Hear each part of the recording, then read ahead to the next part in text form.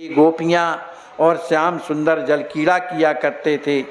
इस तरह की जब कथा सुनाई तो उनके हृदय में यह लीला का दर्शन होने लगा। वही लीला उनके हृदय में चलने लगी। अब हुआ क्या कि पूरा दिन बीत गया और रात्रि आई। अब रात्रि जैसे आती है तो उनकी विरह वेदना बढ़ने लगी और दृश्य वही चल रहा है कि जमुना जी में श्याम सुंदर अपनी गोपियों के साथ में जल क्रीड़ा कर रहे हैं। ये हृदय में उनके दर्शन हो रहा है। अब उसी पता नहीं किस प्रकार से भक्तों की दृष्टि को बचा करके महाप्रभु समुद्र के किनारे किनारे आई टोटा की ओर चले गए। कोई स्थान है वहाँ विशाल सागर की नीली नीली तरंगें उठकर संसार को हृदय विशालता, संसार की अनित्यता, प्रेम की तन्मयता की शिक्षा दे रही थी। माने समुद्र का जो रंग है वो नीला होता है और जब उसमें लहरें आती हैं और चंद्रमा का जब प्रकाश पड़ता है जिससे ये अनुभव होने लगता है कि श्याम सुंदर इसी वर्ण के हैं। तो इस तरह की स्थिति उनके हृदय में निर्मित हो गई। वो प्रेम अवतार गौरांग के हृदय में एक मधुर संगीत सुता उठ गया। महाप्रभु उस संगीत के स्वर को श्रवण करते करते पागल हुए बिना सोचे विचारे ही समुद्र की ओर बढ़ रहे थे, क्योंकि उन्हें ये लग रहा था कि समुद्र नहीं है, आगे जमुना जी, और उसी जमुना जी में श्याम सुंदर अपनी गोपियों के साथ में जल क्रीड़ा कर रहे हैं। लेकिन वो समुद्र था तो समुद्र की ओर वो बढ़ते चले जा रहे थे।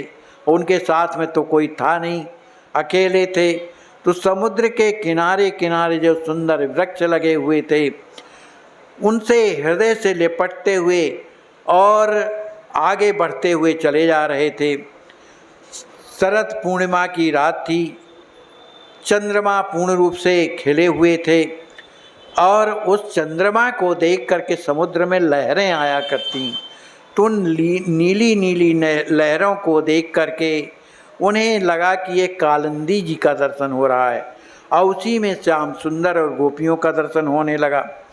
अब चूँकि कालिंदी में गोपियों के साथ क्रीड़ा करते हुए जब श्याम सुंदर का दर्शन उन्हें प्रत्यक्ष मिला तो फिर क्या था, उस क्रीड़ा सुख में स्वयं को आनंदित करने के लिए वे बड़े जोरों से समुद्र के अंदर चले गए।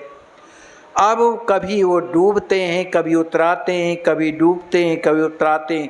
इस तरह का जल विहार का आनंद वो लेने लगे। इस प्रकार डूबते उछलते हुए संपूर्ण रात्रि बीत गई और जब बीत जाती है तो महाप्रभु अब चूँकि डूब गए, पानी जल तो अपना काम करेगा, उस जल में जब डूब जाते हैं तो वो जाकर के नीचे बैठ गए। उन्हें होश नहीं है पर उनके मुख से भगवान का नाम निकल रहा है। जब सवेरा होता है तो एक मल्लाह जाता है मछली मारने के लिए, तो जब जाल फेंकता है तो मछली तो फंसी नहीं, गौरांग महाप्रभु का शरीर उस जाल में फंस गया और जब उसने खींचा तो लगा कि आज बहुत बड़ी मछली फंसी है, तभी तो इतना जोर लगाना पड़ता है। बड़ा प्रसन्न हुआ कि चलो आज बड़ी मछली फंसी हुई है। किसी तरह से बड़ी मेहनत किया उसने और जब जाल को बाहर निकाल करके लाता है तो देखता क्या है कि महाप्रभु का जो शरीर है वो इतना लंबा हो गया है, 7-8 हाथ का लंबा हो गया और बिल्कुल श्वास नहीं चल रही है। उनको देख करके वो तो घबरा गया कि कौन है, कहा ये तो मुर्दा है। तो किसी तरह से अपने जाल से महाप्रभु को निकाला। वो नहीं जान रहा कि महाप्रभु है, वो जानता है मुर्दा है। तो उठा करके जाल से उस मने शव को और दूर फेंक दिया। लेकिन परिणाम ये हुआ कि जैसे ही स्पर्श हुआ महाप्रभु का उसको, तो वो भी रोने लगा, चिल्लाने लगा, हंसने लगा। कभी अब उसको ये लगा कि मुझे प्रेत ने पकड़ लिया, माने ये माने प्रेत जो है मेरे अंदर घुस गया है, उसी का कारण हो सकता। अब वो बड़ा दुखी हुआ कि मैं जाऊं तो जाऊं कहाँ। वो वहाँ से उसने दौड़ लगाई कि चलो मैं ओझा के पास जाऊं, ये भूत मुझे लग गया है, तो दौड़ता हुआ चला आ रहा था। और इधर सभी जो भक्त थे रात भर तो महाप्रभु को ढूंढे महल में, एक उधर गंभीरा गुफा के अगल बगल, लेकिन जब कहीं पता न चला तो अब जब सवेरा हुआ तो स्वरूप गोस्वामी ने कहा कि देखो इधर तो महाप्रभु का पता नहीं है, अब रात्रि तो ज़्यादा हो गई है, अब सुबह जो है समुद्र के किनारे चलेंगे। अब सभी कोई जीव माने स्वरूप गोस्वामी और भी गोविंद और भी कई लोग थे, जब समुद्र के किनारे जाने लगते हैं तो वही मल्लाह दौड़ता हुआ और कांपता हुआ चला जा रहा था। उन्होंने पूछा, भैया तुम कांपते क्यों हो, क्या बात है? अरे कहा, भैया उस तरफ मत जाना, एक जो है मुर्दा मिला है, वो तो साक्षात जो है लगता है भूत है, वो ज़बरदस्ती पकड़ लेता है, उसी के द्वारा मेरी स्थिति ऐसी हो गई। अरे उन्होंने कहा कि भैया जिसको तू भूत समझ रहा है ना, वो कोई और नहीं है, चैतन्य देव हैं, प्रेम के कारण तेरी ऐसी स्थिति हो गई है, तू उन्हें हमको बता, हम उन्हीं की खोज में तो आए हैं। उन्होंने कहा, मैं उनकी खोज कैसे बता सकता हूँ, मुझे तो भूत लगा है, इस तो पहले मैं झड़वाने के लिए जाऊँगा ओझा के पास। अरे कहा, ये ओझा के पास क्यों जाता है, ये झाड़ फूंक तो हम कर देते हैं, अच्छे अच्छे भूतों को भगा देते हैं, ओझा के पास मत जाओ, कैसा भी भूत हो हम अपने मंत्रों के द्वारा भगा देते हैं। इस तरह से जीव गोस्वामी जी ने माने स्वरूप गोस्वामी ने कहा। उन्होंने अपना हाथ उसके सिर में घुमाया और 2-4 थप्पड़ लगाए उसके गले माने गाल में, इतने में उसको कुछ लगा। अब जब लगा कुछ तो कहा, क्यों अब कैसा लग रहा? कहा, लग रहा है कि हम आदमी हैं, ये हमको लगता था भूत घुस गया। कहा, ये कुछ नहीं है, जिनको तुम फेंक करके आए हो वो महाप्रभु हैं, उन्हीं के स्पर्श से तुम्हें प्रेम प्राप्त हो गया है और कोई बात नहीं, चलो बताओ कहाँ पर हैं। उनकी बात को सुनकर के मल्लाह बड़ा प्रसन्न हुआ। उसने दर्शन तो नहीं किया था पर नाम सुन रखा था कि महाप्रभु हैं, जो बड़े अच्छे महात्मा हैं।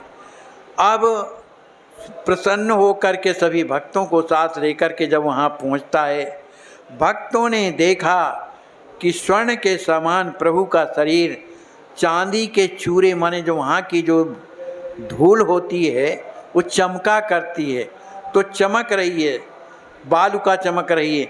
उनकी जो आँखें हैं ऊपर चढ़ी हुई हैं और पेट फूला हुआ है, पानी भरा हुआ है, पेट फूला हुआ है और मुख से झाग निकल रहा है।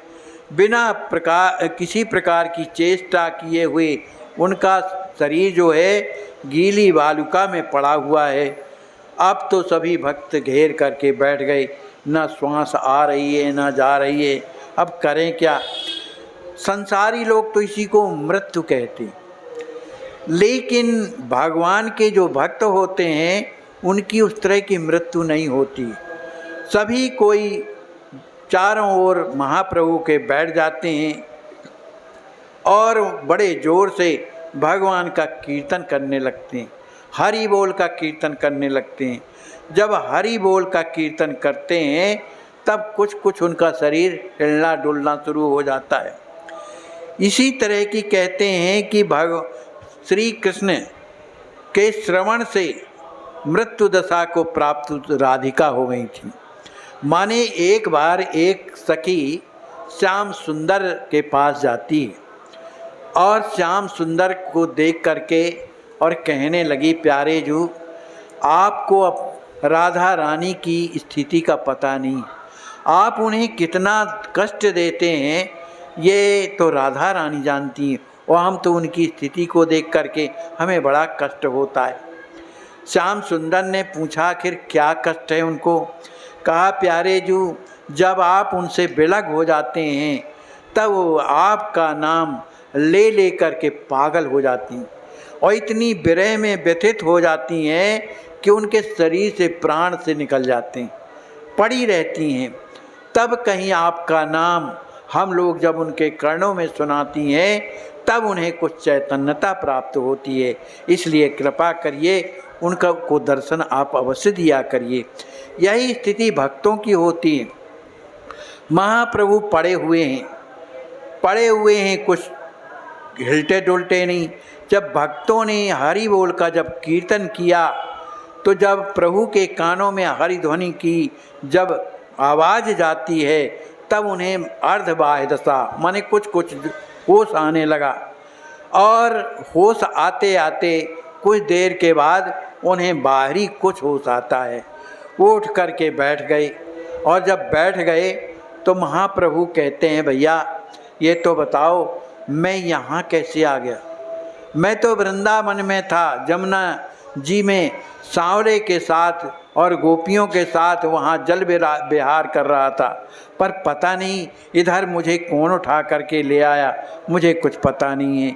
इस तरह से जब प्रभु लोगों से पूछने लगे, तब गोविंद ने सब बातें महाप्रभु को बताई कि प्रभु आपकी उन्मादावस्था के कारण आपको समुद्र भी जमुना जी के जल के समान प्रतीत हुआ, इसलिए आप उसमें डूब गए थे और तलहटी में चले गए थे। लेकिन मछुआरा ने आपको जाल में फंसा करके और बाहर निकाला है, और आपको जगाने के लिए हम लोगों ने कीर्तन किया है, तब आपको होश आया। तो भगवान के भक्तों की कैसी कैसी स्थितियाँ ये सामने आती हैं, उसको हम आप लोग तो इन्हीं के द्वारा पढ़ सकते हैं। स्थिति वो कहाँ आ सकती है, पर यही बहुत बड़ी कृपा है कि ऐसे महापुरुषों के चरित्र हमें श्रवण करने को मिलते हैं। बोलिए श्री सीताराम जी महाराज की जय, सब संत भगवान की जय।